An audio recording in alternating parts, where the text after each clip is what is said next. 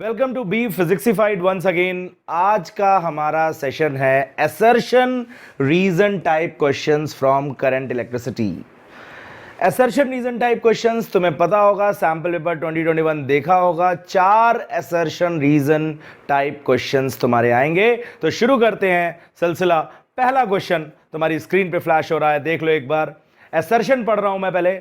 Electric current is obtained because all the electrons start moving with drift velocity from lower potential to higher potential। मतलब current कब मिलता है? जब electrons drift velocity से चलते हैं। किससे चलते हैं? ड्रिफ्ट वेलोसिटी से चलते हैं। कहां? From lower potential to higher potential. Lower potential मतलब नेगेटिव और हायर पोटेंशियल मतलब पॉजिटिव। तुम्हें पता है इलेक्ट्रॉन का मूवमेंट इलेक्ट्रिक फील्ड में होता है from this side to this side. तो ये हमारा असर्शन है। अब भाई रीजन क्या है? तो रीजन है हमारा, रीजन है कि drift velocity can be acquired only on applying potential difference across the conductors। मतलब ये ड्रिफ्ट वेलोसिटी आई क्यों आई ड्रिफ्ट वेलोसिटी? कैसे चलना शुरू किया इलेक्ट्रॉन्स ने ड्रिफ्ट वेलोसिटी से? तो भैया तभी चलना शुरू किया जब तुमने ये पोटेंशियल डिफरेंस अप्लाई किया। अगर तुम पोटेंशियल डिफरेंस अप्लाई नहीं करते तो ये इलेक्ट्रॉन्स ड्रिफ्ट वेलोसिटी से चलना शुरू नहीं करते। मतलब असर्शन भी सही है, रीजन भी सही है, और रीजन जो है वो असर्शन का करेक्ट एक्सप्लेनेशन है। Both assertion and reason are correct and reason is the correct explanation of assertion. और तुम्हारे इंस्ट्रक्शंस में दिया होगा ये वाला ऑप्शन जो होता है ये होता है ऑप्शन ए। देखो अब देखो भैया दूसरा क्वेश्चन अपनी स्क्रीन पे। If two conductors of different cross sectional areas are connected in series then the drift velocity is inversely proportional to the area of cross section. तो दूसरे क्वेश्चन का असर्शन क्या है? दूसरे क्वेश्चन का असर्शन यह है कि अगर दो कंडक्टर्स हैं और उनके क्रॉस सेक्शनल एरियाज अलग अलग हैं और उनको हमने सीरीज में जोड़ दिया है, तो जो ड्रिफ्ट वेलोसिटी होगी that will be inversely proportional to the area of cross section. ये हमारा असर्शन है। This is assertion. अब भैया देखो रीजन क्या दिया हुआ है? रीजन दिया हुआ है कि the electric current in a conductor is given by I is equal to NeAVD। ये हमारा क्या दिया हुआ है? रीजन। तो एक जरा तुम्हें पते की बात बता देते हैं, एक मंत्र तुम्हें बता देते हैं कि भैया करंट इलेक्ट्रिसिटी में कोई भी क्वेश्चन आए, सीरीज कॉम्बिनेशन की बात हो तो वो फॉर्मूला लगाने की कोशिश करना जिसमें करंट आता हो, और पैरेलल कॉम्बिनेशन की बात हो तो वो फॉर्मूला लगाने की कोशिश करना जिसमें पोटेंशियल डिफरेंस आता हो। तो यहां पर सीरीज कॉम्बिनेशन की बात है, सीरीज में करंट सेम रहता है, तो दो कंडक्टर्स को अगर सीरीज में कनेक्ट करोगे करंट सेम रहेगा। फॉर्मूला ये वाला बिल्कुल सही इन्होंने रीजन में दिया हुआ है। इस फॉर्मूले से निकालो VD बराबर हो जाएगा I/NeA। सीरीज में करंट सेम है, E सेम है, नंबर डेंसिटी सेम है, तो VD जो है वो किसके इनवर्सली प्रोपोर्शनल हो जाएगा? अगर दोनों की नंबर डेंसिटी सेम है तो VD जो है वो इनवर्सली प्रोपोर्शनल हो जाएगा किसके? एरिया के इनवर्सली प्रोपोर्शनल हो जाएगा। तो if the number density is same then the VD will be inversely proportional to area. तो दोनों करेक्ट हैं, असर्शन भी करेक्ट है, रीजन भी करेक्ट है, और रीजन जो है वो असर्शन का करेक्ट एक्सप्लेनेशन है। अब देखो भैया अगला क्वेश्चन अपनी स्क्रीन पे। असर्शन पढ़ रहा हूं मैं। असर्शन कह रहा है even though the magnitude of drift velocity is very small. Drift velocity का मैग्नीट्यूड बहुत कम होता है, फिर भी sufficiently high currents are instantly established in the circuit। फिर ऐसा क्या जादू हो जाता है कि करंट जो है वो इंस्टेंटली स्टैब्लिश हो जाता है, अच्छा खासा करंट स्टैब्लिश हो जाता है।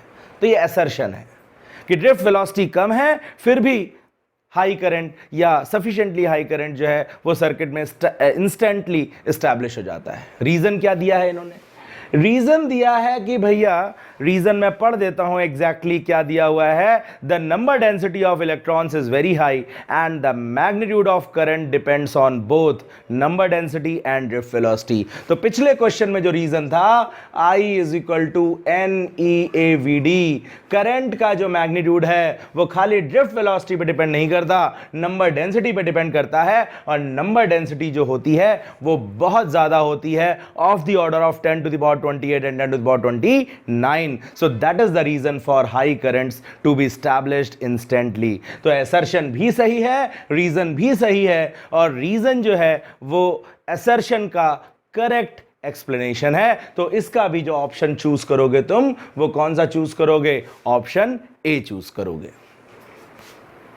अगला क्वेश्चन देखो भैया स्क्रीन पे, असर्शन पढ़ देते हैं।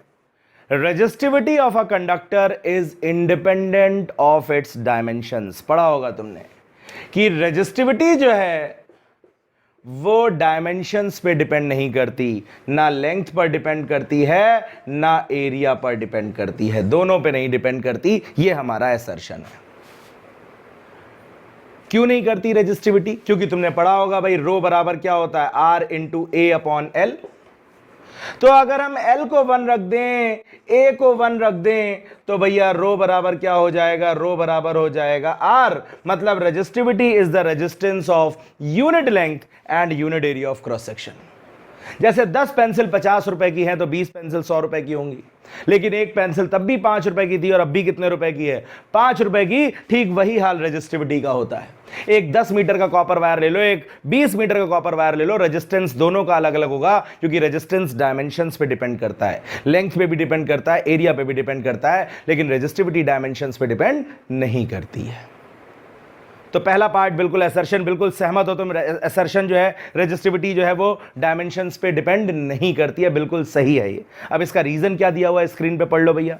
रीजन दिया हुआ है कि resistance is directly proportional to length and inversely proportional to area. ये बात भी बिल्कुल सही है, इस बात में भी कोई गलती नहीं है भाई। रेजिस्टेंस लेंथ के डायरेक्टली प्रोपोर्शनल होता है, लेंथ बढ़ती है ज्यादा, कोलिजन्स होते हैं ज्यादा, रेजिस्टेंस होता है, एरिया कम होता है, कंजेशन ज्यादा होता है, रेजिस्टेंस ज्यादा होता है। तो इस बात में भी कोई दो राय नहीं है, रीजन भी बिल्कुल सही है। लेकिन क्या रीजन असर्शन का करेक्ट एक्सप्लेनेशन है? बिल्कुल नहीं है। Reason is not the correct explanation of assertion. क्या करेक्ट रीजन क्या होता है इस बात का? Resistivity is independent of dimensions. इस बात का करेक्ट रीजन क्या होता? इस बात का करेक्ट रीजन ये होता, अगर रीजन में ये दिया होता, this is because resistivity is resistance per unit length per unit area, अगर ये रीजन दिया होता तो ये करेक्ट रीजन होता हमारे असर्शन का। लेकिन ये रीजन नहीं दिया है, रीजन में कुछ और दिया है, लेकिन वो दिया सही है।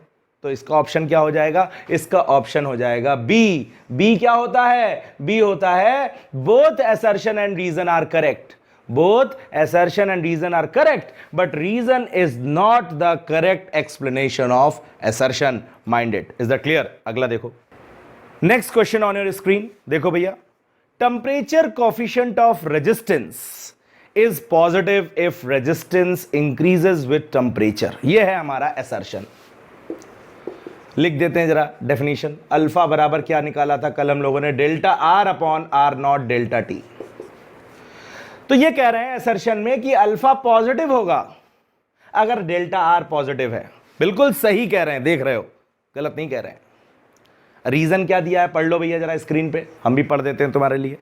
रीजन दिया हुआ है temperature coefficient of resistance is defined as the change in resistance of a conductor of initial resistance 1 ohm if its temperature is increased by 1 degree Celsius।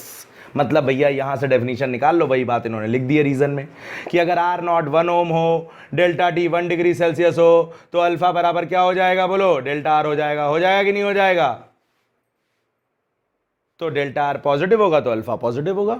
मतलब रीजन भी सही है, डिफाइन कर दिया अल्फा को, असर्शन भी सही है, और रीजन जो है वो करेक्टली एक्सप्लेन कर रहा है असर्शन को। मतलब ऑप्शन कौन सा होगा हमारा सही? ऑप्शन ए होगा। मतलब both assertion and reason are correct and reason is the correct explanation of assertion. अगला क्वेश्चन देखो भैया, असर्शन पढ़ देते हैं इसका।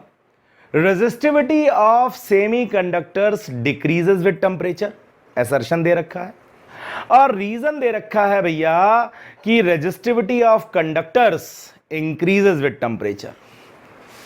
दोनों को एक ही रिलेशन गवर्न करेगी, रो बराबर m upon N E square tau. पहले बात करते हैं कंडक्टर्स की। कंडक्टर्स में क्या होगा भैया, टेम्परेचर बढ़ाओगे इलेक्ट्रॉन की एनर्जी बढ़ेगी, तेज चलेगा, ज्यादा टकराएगा, जल्दी जल्दी टकराएगा तो टाउ कम हो जाएगा, और टाउ कम हो गया तो रो क्या हो जाएगा, बोलो भैया, बढ़ जाएगा। मतलब रीजन बिल्कुल सही है, रीजन वाला स्टेटमेंट सही है। असर्शन वाला स्टेटमेंट क्या है? असर्शन वाला स्टेटमेंट है कि भैया सेमी कंडक्टर्स में, किसमें, सेमी कंडक्टर्स में अगर हम टेम्परेचर बढ़ाएंगे तो रेजिस्टिविटी कम हो जाएगी। देखो क्या होगा, टेम्परेचर बढ़ाओगे टाउ कम उसमें भी होगा, क्योंकि टक्करें उसमें भी जल्दी जल्दी होंगी। लेकिन सेमीकंडक्टर्स में होते हैं कोवेलेंट बॉन्ड, और वो कोवेलेंट बॉन्ड टूट जाएंगे, इतने ज्यादा टूट जाएंगे कि ये जितनी तेजी से कम हो रहा है उससे दुगनी तेजी से ये बढ़ने लगेगा। मतलब ओवरऑल डिनोमिनेटर बढ़ेगा, और डिनोमिनेटर बढ़ेगा तो रो क्या हो जाएगा, कम हो जाएगा। मतलब असर्शन भी सही है, लेकिन कहीं भी इसका जिक्र नहीं है। मतलब असर्शन भी सही है, रीजन भी सही है, but reason is not the correct explanation of assertion. तो कौन सा ऑप्शन सही होगा यहां पर? यहां पर ऑप्शन बी सही हो जाएगा। अगला क्वेश्चन देख लो भैया स्क्रीन पे। असर्शन है, if the length of a conductor is doubled by stretching. अगर खींच करके एक कंडक्टर की लेंथ को डबल कर देते हैं तो उसका रेजिस्टेंस 4 टाइम्स हो जाता है। यह है असर्शन। रीजन क्या है दे रखा है इन्होंने। रीजन में यह कह रहे हैं कि resistivity also doubles on stretching, on stretching resistivity also doubles. मतलब अगर लेंथ डबल हो जाएगी तो रेजिस्टिविटी भी डबल हो जाएगी, ऐसा रीजन में लिखा है। तो वेरीफाई कर लेते हैं, असर्शन बिल्कुल सही है। क्यों सही है? लेंथ अगर डबल होगी तो वॉल्यूम तो तुम्हें पता है, क्योंकि स्ट्रेच किया है तो वॉल्यूम सेम होगा। तो A इंटू एल, और ये हो जाएगा A dash into 2L, L से L कैंसिल, तो A डैश बराबर क्या हो जाएगा, A/2। एरिया आधा हो जाएगा। रेजिस्टेंस कितना हो जाएगा, new resistance rho L dash upon A dash. तो रो L डैश की जगह 2L आ गया, A डैश की जगह A/2 आ गया, तो ये आ गया 4 रो L अपॉन A। मतलब ये आ गया 4R। बोलो आ गया कि नहीं आ गया? मतलब रेजिस्टेंस हो गया 4 टाइम्स। मतलब असर्शन बिल्कुल सही, वेरीफाई कर लिया तुमने। लेकिन रीजन में कुछ घपला है भैया। देखो रीजन कह रहे हैं रेजिस्टिविटी डबल हो जाएगी अगर लेंथ डबल हुई। अभी तुमने थोड़ी देर पहले क्वेश्चन किया था, resistivity is independent of dimensions. Resistivity is resistance per unit length per unit area. एक पेंसिल का दाम चेंज नहीं होगा। मतलब रीजन गलत है। तो इसका ऑप्शन कौन सा होगा? डी ऑप्शन होगा। Assertion is true but reason is false. कौन सा ऑप्शन होगा? डी। अब भैया देखो अगला क्वेश्चन तुम्हारी स्क्रीन पे। असर्शन क्या कह रहा है? असर्शन कह रहा है कि Kirchhoff's current law represents conservation of charge. Charge के कंजर्वेशन को रिप्रेजेंट करता है किरचॉफ्स करंट लॉ। बिल्कुल सही है ये बात। और जो रीजन है वो क्या कह रहा है? वो कह रहा है Kirchhoff's voltage law represents conservation of energy. Energy के कंजर्वेशन को रिप्रेजेंट करता है। ये बात भी बिल्कुल सही है, लेकिन इनका आपस में कोई रिश्ता नहीं है। मतलब असर्शन सही है, रीजन सही है, but reason is not the correct explanation of assertion. मतलब इसमें ऑप्शन आ जाएगा बी। अब भैया देखो अगला क्वेश्चन तुम्हारी कंप्यूटर स्क्रीन पे। ड्यूरिंग चार्जिंग क्या है? ड्यूरिंग चार्जिंग असर्शन पढ़ रहे हैं। The terminal potential difference becomes greater than the EMF of the cell. जब चार्ज होता है तो भैया टर्मिनल पोटेंशियल डिफरेंस ईएमएफ से ज्यादा होता है। बिल्कुल सही बात है। क्यों? क्योंकि इक्वेशन हो जाती है V बराबर E प्लस IR। क्योंकि सेल से करंट लेने की बजाय उसको करंट देने लगते हो, I नेगेटिव हो जाता है। यह हमारा है असर्शन। अब रीजन क्या है? देखो भैया रीजन में ये लिख रहे हैं कि the potential difference between the terminals of the cell when it is off, जब सेल ऑफ होता है तो उसके टर्मिनल्स के बीच का जो पोटेंशियल डिफरेंस होता है वो ईएमएफ के बराबर होता है। बिल्कुल सही लिख रहे हैं। क्यों? V बराबर E माइनस आई आर से देखो, अगर I 0 है तो V जो है वो किसके बराबर हो जाएगा? E के बराबर हो जाएगा। मतलब रीजन भी सही है, स्टेटमेंट सही है, but reason is not the correct explanation of assertion. Reason एक स्टेटमेंट, सही स्टेटमेंट तो है, लेकिन वो हमारे असर्शन का करेक्ट एक्सप्लेनेशन नहीं है। तो both assertion and reason are correct, but reason is not the correct explanation of assertion. तो ऑप्शन हो जाएगा इसमें बी। अगला क्वेश्चन देखो भैया, अगला क्वेश्चन देखो। असर्शन क्या है?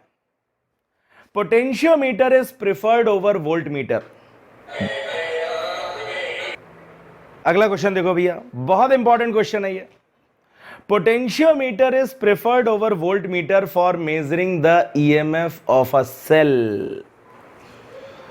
पोटेंशियोमीटर को हम प्रेफर करते हैं वोल्टमीटर के ऊपर ईएमएफ नापने के लिए। रीजन दे रखा है, potentiometer is based on null deflection method. तो बिल्कुल सही है हमारा असर्शन। पोटेंशियोमीटर को क्यों प्रेफर करते हैं? वोल्टमीटर भी वही काम करता है। मतलब ये सेल है और अगर हमें सेल का ईएमएफ नापना है तो हम यहां पर वोल्टमीटर कनेक्ट कर दें। क्या वोल्टमीटर एग्जैक्ट ईएमएफ बता पाएगा? नहीं बता पाएगा। क्यों? क्योंकि वोल्टमीटर ऑपरेट तभी होगा जब यहां से करंट वोल्टमीटर में फ्लो होकर के जाएगा, और वोल्टमीटर में अगर करंट फ्लो हो गया, हमारे सेल से करंट निकल गया, तो यहां पर जो पोटेंशियल डिफरेंस होगा वो E नहीं होगा, E माइनस आई आर होगा। पता है तुम्हें? तो वोल्टमीटर जो बताएगा वो हमेशा ईएमएफ से कम वैल्यू बताएगा हमें। अब सर पोटेंशियोमीटर में क्या जादू हो जाता है? अब पोटेंशियोमीटर में यह जादू हो जाता है कि नल डिफ्लेक्शन मेथड पे बेस्ड है। मतलब जब तुम रीडिंग लेते हो, हमारे गैल्वेनोमीटर में डिफ्लेक्शन 0 होता है, current drawn from the cell 0 होता है, I 0 होता है, और अगर V बराबर E माइनस आई आर में I 0 हो जाएगा भैया, तो V बराबर क्या हो जाएगा? बोलो, V बराबर हो जाएगा E। मतलब हमारा पोटेंशियोमीटर मेजर कर पाएगा एग्जैक्ट ईएमएफ। तो हमारा असर्शन भी सही है कि potentiometer is preferred over voltmeter for measuring the exact EMF, और रीजन भी सही है क्योंकि ये नल डिफ्लेक्शन मेथड पे बेस्ड है, करंट ड्रॉ नहीं करेगा तो एग्जैक्ट ईएमएफ मेजर करेगा। क्या भैया बात समझ में आ रही है? तो असर्शन भी सही है, रीजन भी सही है, और reason is the correct explanation of assertion. तो हमारा ऑप्शन कौन सा सही है इसमें? हमारा ऑप्शन सही है ए। इसी तरीके से देखते रहना है। अगला जो हमारा वीडियो होगा वो केस स्टडी बेस्ड क्वेश्चंस का होगा, और फिर हम लोग लाएंगे 2020 के क्वेश्चन पेपर के डिटेल्ड सॉल्यूशन का डिस्कशन, और उसके बाद आएगा हमारा वन शॉट मैग्नेटिज्म पे। तो stay tuned and keep watching Be Physicsified. Like, share और सब्सक्राइब जरूर कर देना।